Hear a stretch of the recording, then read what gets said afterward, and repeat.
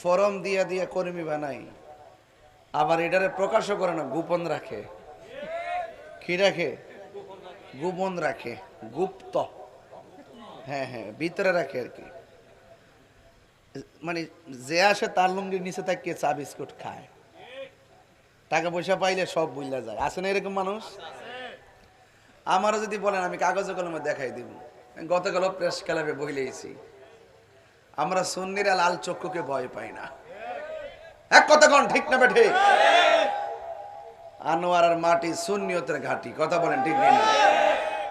তার রেজাল্ট এই সামনে ইনশাল্লাহ পাবে, আরো পাবে। কারণ সুন্নিয়তের কথা সংসদে কেউ কয় না। এজন্য আমাদের পথ আমরাই তৈরি করতে হবে, ঠিক না বে ঠিক বলেন? যুবকদেরকে যদি আদর্শের কথা বলি, এই সুন্নিয়তের পথটাই হলো সঠিক আদর্শের পথ, কথা বলেন ঠিক না বে ঠিক? আমাদের আকাবেরগণ ওনারা সুন্দর করে আমাদেরকে আদর্শ শিখিয়ে গেছেন। একটা মানুষের সবচেয়ে বড় সম্পদ ঈমান। সবচেয়ে বড় সম্পদ কি? ঈমান। রাত্রেবেলা অনেকে ঈমান নিয়ে ঘুমায়, সকালবেলা ঈমান হারা হইয়া ঘুম থেকে উঠে। অনেক মানুষ সকালবেলা বের হয় ঈমান নিয়ে, সন্ধ্যাবেলা বেঈমান হয়ে ঘরে ফিরে। কিন্তু আল্লাহর রহমত আমরা সুন্নি যারা, আমরা ঈমান হারার সম্ভাবনা খুব কম। কারণ আমাদেরকে টাকা দিয়া কিনা যায় না। এজন্য যুবকদেরকে বলবো, আপনারা এখন থেকে সিদ্ধান্তে আসুন, একটা প্ল্যাটফর্মে আসুন, দেখবেন ইনশাল্লাহ দিনে দিনে আমাদের অবস্থান সুদৃঢ় হবে। আজকে যারা মাজার ভাঙছে, শুধুমাত্র আপনারা দাঁড়িয়ে যান, দেখবেন মুনাফিকরা আর ডরেও সামনে আসবে না। ওরা হইল সুযোগ সন্ধানী, সুযোগ পেলে ভাঙবে, সুযোগ পেলে মারবে, আর সুযোগ না পেলে বিড়ালের মতন বসে থাকবে। তো এই জন্য আমি আপনাদেরকে অনুরোধ করে বলবো, এটা ঈমান পরীক্ষার জামানা। ঈমান পরীক্ষা চলছে, শেষ জামানা। আল্লাহর হাবিব বলেছেন, জ্বলন্ত আংরা হাতে রাখলে যেমন কষ্ট হবে, এর চাইতে বেশি কষ্ট হবে ঈমান রাখতে। আমল করতে কষ্ট হবে এটা কিন্তু বলে নাই, মানে আমলের অভাব হবে না। এমন আমলদার এমন ভাবে আমল করবে আর আপনাকে বোঝাবে মনে হয় সাহাবীরা ফেল। আঙ্গদেশে এমন নামাজি আছে না নাই?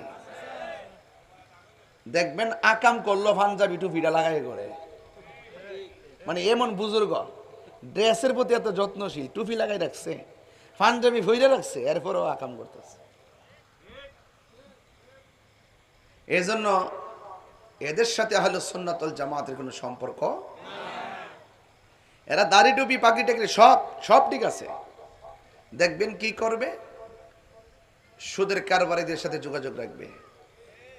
বান্ডেল খায়া খায়া সকালে একটা নাইস দিব, বান্ডেল একটা দিয়া দিলে রাত্রে নাইস বন্ধ করে দিব। এইরকম সুযোগ সন্ধানী কিছু নামে মুসলমান আছে, এরাই কারবালা ঘটনাটা ঘটাইছে। বাঘ কিন্তু আমি করছি না, বাঘ হইছে ১,৫০০ বছর টাইমের আগেই। ওই সোহাদে কারবালার মাঠ থেকে দুইটা বাঘ হয়ে গেছে, একটা এজিদি, একটা হুসাইনি। বুঝতে পারছেন? এজিদের রক্তের ধারা যারা পাইয়াইছে ওরা এজিদের বন্দনা গায়, আর হুসাইনি চেতনার ধারা যারা পেয়ে আসছে এরা আহলে বাইতের প্রেমের গান গায়।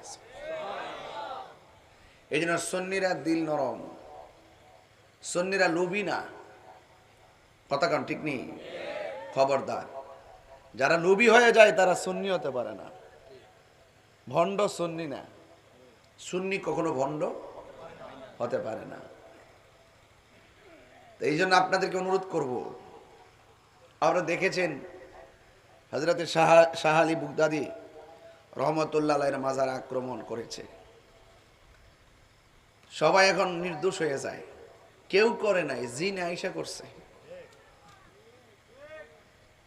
৩ জনের ধরছে ফুটেজ দেখা, ১০০ জনের উপরে মামলা হয়েছে। এই মামলা করতে হবে, আমরা সুন্নিরা গিয়ে ওই মাজারগুলোকে সুরক্ষা করতে হবে। কারণ এই আল্লাহর ওলির মাজারগুলো এটি সুন্নিদের জায়গা। কথা কন ঠিক না বেটি? এগুলো আমরা আমাদের সুন্নিরা ওলি আল্লাহদের দরবারকে বুলন্দ করতে গিয়ে জানে মালে শ্রম দিয়ে জিয়ারতের পরিবেশ করে আমরা এটা তুলে ধরেছি। আর এই বাটফারগুলো মূলত আসছে কিন্তু বাক্সের টাকা খাওয়ার জন্য। কিসের টাকা খাওয়ার জন্য? বাক্সের টাকা খাওয়ার জন্য আসছে।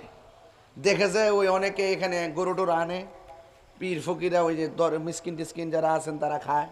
এখন ভাবছে যারে এখানে দিয়ে দিয়ে অনেক লাভ আছে রে, ওরা আসছে বাক্সের টাকা আর গরু খাইবার লেগা। আর সুন্নি জামাতের তরিকাপন্থী যে কমিটিগুলো ছিল আগে, এই সুযোগে এদেরকে বাদ দিয়া ওরা এগুলো দখল করতো। দেখবেন প্রত্যেকটা মাজারের পাশে তাদের মাদ্রাসা দিয়ে দিছিনি? তো এগুলো বুঝতে হবে না। এবার আমরা যদি সাইরা দেই তারা এসে দখল করবে, তা আমরা জায়গাকে আমরা ছাড়তে পারবো? এই জন্য প্রতিরোধ কমিটি গঠন করতে হবে। কি কমিটি? প্রতিরোধ কমিটি গঠন করতে হবে। প্রতিরোধ কমিটি গঠন কইরা সেখানে আমরা দাঁড়াইতে হবে, দাঁড়াইয়া বলতে হবে এটা ওলি আল্লাহর মাজার, এখানে কোনো ধরনের শরীয়ত বহির্ভূত কোনো কাজ চলবে না।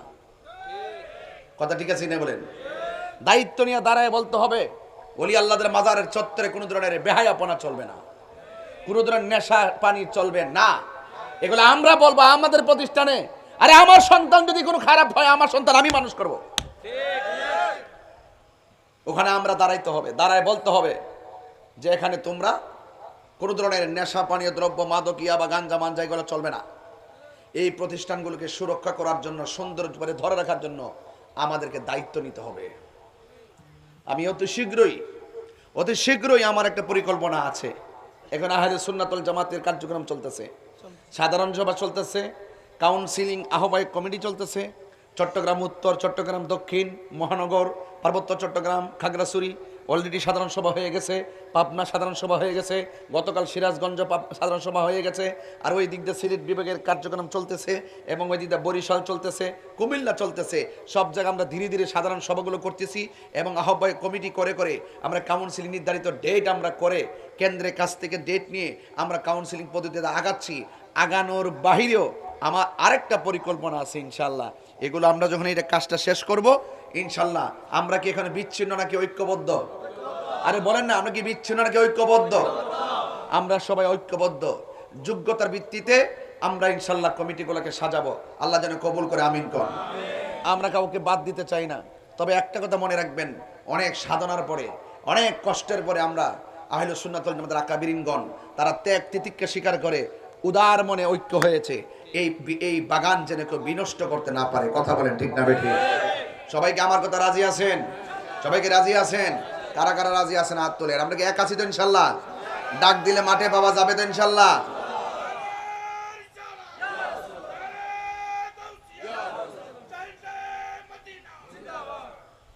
আল্লাহ কবুল করুক, আমিন কন।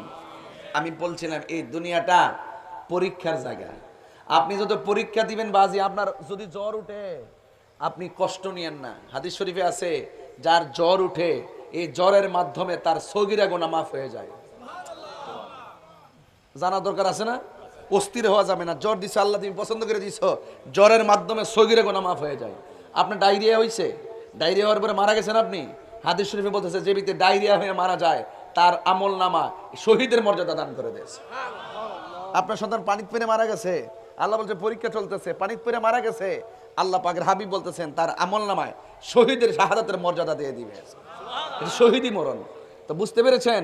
এই জন্য চিন্তা, একটা মহিলা ডেলিভারি হয়, আপনাদের এলাকার নাম নাকি শুলকাটা। এই শুলকাটাতে অনেক মা বোন প্রেগনেন্সি আছে না, গর্ভবতী আছে না? এমন অনেক ঘটনা, আল্লাহ না করুক, এমন অনেক ঘটনা তো ভাই আছে যে তারা প্রেগনেন্সিতে পেটে ব্যথা হয়, একদম ঘরের ভিতরে থেকে বের করে ডাক্তার কাছে নেওয়ার পথে ডেলিভারি কেসে রাস্তায় মারা যায়, অথবা ঘরে মারা যায়। এমন লোক আছে না? আল্লাহর হাবিব বলতেছেন যারা ডেলিভারি কেসে যে মহিলাটা মারা যায়, আল্লাহ পাক তার আমল নামায় শাহাদাতের মর্যাদা দান করবে।